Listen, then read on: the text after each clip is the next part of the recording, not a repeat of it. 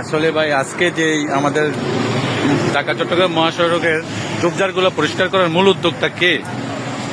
আজকে ঢাকা চট্টগ্রাম মহাসড়কে ঝোপঝাড় পরিষ্কার করার উদ্যোক্তা আমাদের নেতা জনাব কামরুজ্জামান রতন।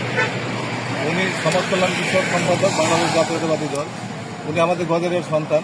ওনার বাড়ি, গ্রামের বাড়ি আমাদের এই ভবরচর থানার পাশে। আজকে আমাদের উৎসাহিত করেছেন এবং বিভিন্নভাবে উনি সামাজিক কর্মকাণ্ড চালিয়ে যাচ্ছেন। কিছু মশা নিধনের জন্য উনি ঔষধ বিভিন্ন জায়গায় ছিটিয়েছেন, গাছের চারা লাগাবেন, সামাজিক কাজগুলো উনি করছেন। যেহেতু ঢাকা চট্টগ্রাম মহাসড়কে আমি প্রতিনিয়ত এই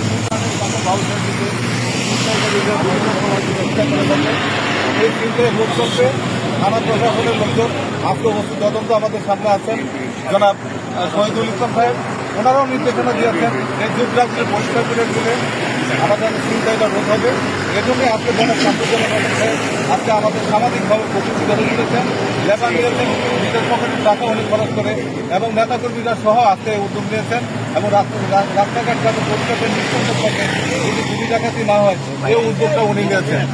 এখন সামনে উপস্থিত আছেন জনাব আমাদের নেতা জনাব কামরুজ্জামান রতন সাহেব এবং আমাদের থানার ওসি তদন্ত জনাব শহীদুল ইসলাম সাহেব।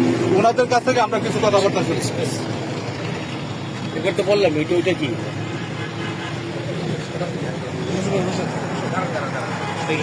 যে কোনো উদ্যোগ এবং সেটা যদি জনকল্যাণের হয়, সার্বিক জনমানুষের কল্যাণে হয়, ওইটাই কিন্তু যে কোনো দলের আদর্শিক রাজনীতি হওয়া উচিত।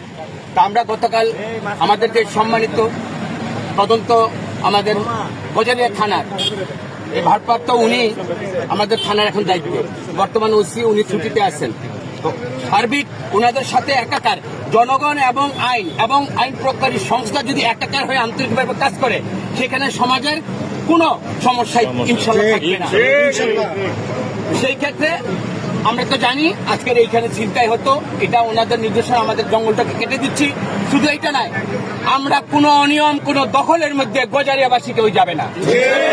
এটা আমার তারেক রহমান এবং খালেদা জিয়ার নির্দেশ। যদি এইখানে এর ব্যত্যয় যে কেউ হয়, আপনারা তাকে কোনো প্রশ্রয় দেবেন না।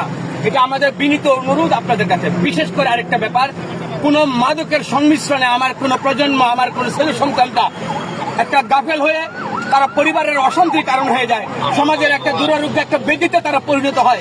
এই ব্যাপারে আপনাদেরকে বিনীত আমরা অনুরোধ করছি, আপনারা এই ব্যাপারে জিরো টলারেন্সে যান এবং এইখানে আমাদের দলের জাতীয়তাবাদী দলের যদি কোনো সহযোগিতা করার ব্যাপার থাকে, আমরা সর্বতভাবে আপনাদেরকে আন্তরিক